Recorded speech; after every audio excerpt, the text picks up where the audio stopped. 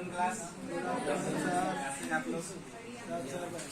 आप लोग के पास दो पेन होगा, दो तरह का पेन आप लोग यूज करते होंगे, जिसमें आप लोग एक पेन में रिफिल चेंज करके फिर उसको यूज कर लेते होंगे, और एक ऐसा पेन होगा जिसमें आप यूज करके उसको और फेंक देते होंगे, मतलब उसमें रिफिल नहीं लगाते होंगे। तो रिफिल यूज करते हैं उस पेन में, मतलब एक थ्रेड कटा रहता है, एक नट टाइप से रहता है, इसका मुझे नाम नहीं पता है, जिसमें कोन टाइप से ऊपर में रहता है, जिसमें नीब निकला रहता है पेन का, वो रहता है। उसको आप लोग खोलते हैं, फिर उसमें रिफिल डाल के और उसमें फिर उसको टाइट कर देते हैं, उसमें स्क्रू थ्रेड का रहता है। उसी के बारे में आज हम लोग डिस्कस करने जा रहे हैं, जिसमें ऑब्जेक्टिव हम लोग पढ़ेंगे अभी। इसका ऑब्जेक्टिव है, पहले हम लोग इंट्रोडक्शन ऑफ फास्टनर पढ़ेंगे एंड उसका नट्स पढ़ेंगे, उसका इंट्रोडक्शन पढ़ेंगे, फिर टाइप्स ऑफ नट पढ़ेंगे, टाइप्स ऑफ नट में हेक्सागोनल नट पढ़ेंगे और उसमें स्क्वायर नट पढ़ेंगे, फिर कुछ स्पेशल पर्पस के लिए यूज किया जाता है नट, वो भी नट पढ़ेंगे। स्क्रू फास्टनर, स्क्रू फास्टनर होता है जो मशीन को डिफरेंट पार्ट को एक अरेंज ऑर्डर में ऐड करता है, वो स्क्रू फास्टनर के द्वारा ही किया जाता है।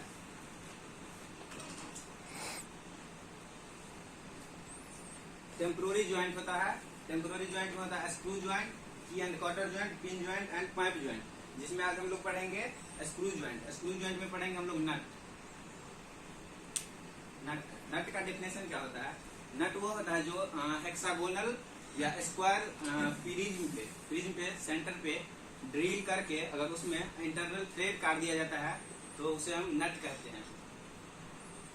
जैसे कि आप लोगों को यहाँ दिख रहा होगा, ये एक प्रिज्म है जिसमें होल ड्रिलिंग पहले कर दिया है, ड्रिलिंग करके फिर अंदर में देखिए थ्रेड कटा हुआ है, और ये स्क्वायर प्रिज्म है, प्रिज्म में ड्रिलिंग करके और थ्रेड काट दिया है, इसे हम नट कहते हैं।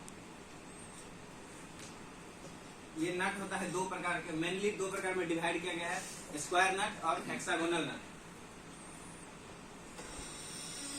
हेक्सागोनल नट का डेफिनेशन तो वही होता है, जो हेक्सागोनल प्रिज्म पे सेंटर पे ड्रिलिंग करके और अंदर में थ्रेड काट दिया जाता है, वो हेक्सागोनल नट हो जाता है। हेक्सागोनल नट में होता है जो ऊपर में एंगल होता है, चैम्फर काटा जाता है, मतलब उसका वो चैम्फर कटा रहता है ऊपर में, जो 30 डिग्री से 45 डिग्री तक इंक्लाइन रहता है चैम्फर एंगल। वो चैम्फर आर्क, मतलब चैम्फर आर्क रहता है उसका, उसमें चैम्फर आर्क भी बना रहता है, जिसको अगर ऊपर से देखिएगा एकदम ठीक ऊपर से तो आपको एक सर्कुलर सर्कल टाइप से दिखेगा, और वो आर्क दिखेगा आपको साइड से देखिएगा तो आर्क दिखेगा, जैसे दिखा रहे हैं। ये देखिए, ये अगर ऊपर से जस्ट देखिएगा तो आपको ये देखिए यहाँ सर्कल दिखेगा, पूरे ये राउंड टाइप से सर्कल दिखेगा, और अगर साइड से देखिएगा तो ये आर्क दिखेगा, ये आर्क दिखेगा। तो 30 डिग्री यहाँ एंगल है, 30 डिग्री, जिसको बनाने का ये तरीका, उसका हाइट या थिकनेस होता है डी, जिसका उसका बोल्ट का डायमीटर होता है, वो नॉमिनल डायमीटर भी होता है, बोल्ट का डायमीटर नॉमिनल डायमीटर भी होता है, और नॉमिनल डायमीटर होता है डी, तो उसका थिकनेस रहेगा ये थिकनेस है हाइट, ये टी, जितना उसका डायमीटर रहेगा उतना ही थिकनेस रहेगा। तो फिर उसमें आता है ये विड्थ होता है, ये होता है विड्थ, यहाँ से यहाँ विड्थ, यहाँ से होता है यहाँ तक विड्थ होता है। दो नट का जो दो पैरेलल फेस होता है, उस दोनों के डिस्टेंस को विड्थ कहते हैं। यहाँ विड्थ होता है 1.5D + 3 mm, और चैम्फर एंगल तो यही हुआ, चैम्फर एंगल 30 डिग्री होता है, और रेडियस ऑफ चैम्फर होता है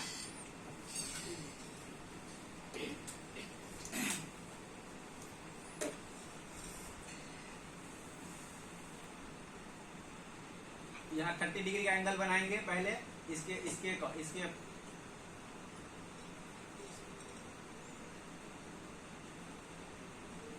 और रेडियस ऑफ चैम्फर वो होता है जो सेंटर लाइन होता है, इसको सेंटर लाइन में 1.4D यहाँ से नीचे आएंगे, और उसको कंपास में उतना डिस्टेंस भर के यहाँ इसको सेंटर मान के, और यहाँ से यहाँ आर्क खींच देंगे, यहाँ से यहाँ, वही हुआ हमारा chamfer, radius of chamfer arc, यही हुआ। फिर उसके बाद स्क्वायर नट में भी वही होता है, स्क्वायर प्रिज्म पे सेंटर पे ड्रिलिंग करके और जो इंटरनल थ्रेड काट दिया जाता है वो स्क्वायर प्रिज्म हुआ।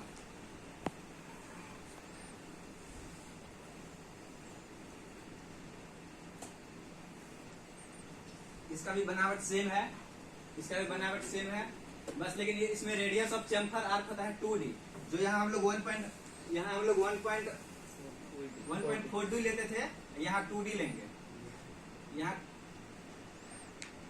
यहाँ 2D हम लोग लेंगे जब स्क्वायर नट रहेगा। जब स्क्वायर नट रहेगा तो हम लोग 2D लेंगे। इसमें विड्थ यही हुआ, विड्थ सेम रहेगा, विड्थ में कोई चेंजिंग नहीं होगा, 1.5D प्लस 3 mm। हाइट भी सेम रहेगा और इसमें दोनों में सेम तरह का बोल्ट यूज होगा। हेक्सागोनल नट और स्क्वायर नट में दोनों में सेम तरह का बोल्ट यूज होगा।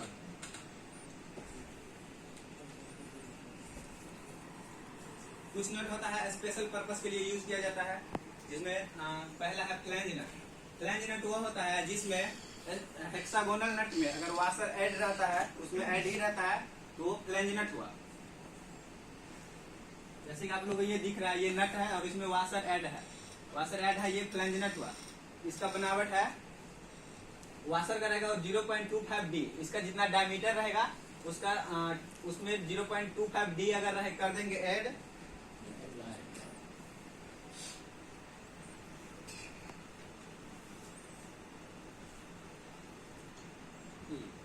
इसका वाशर का थिकनेस ये बता रहा है, वाशर का थिकनेस, नट का, पूरे नट का नहीं। और यहाँ से यहाँ तक ये 2D हो जाता है, ये 2D हो जाता है।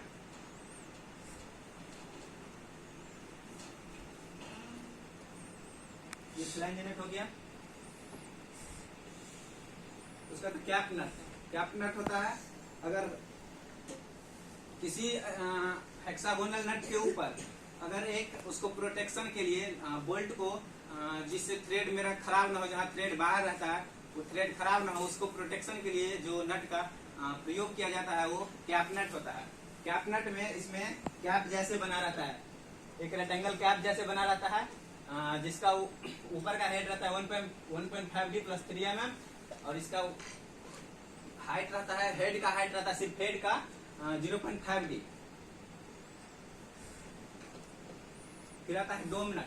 डोम नट होता है जो सिलेंडर कैप नट जैसे ही होता है, सिर्फ ऊपर में डोम स्फेरिकल टाइप से डोम बना रहता है, जिसका डोम का हाइट रहता है 0.5D।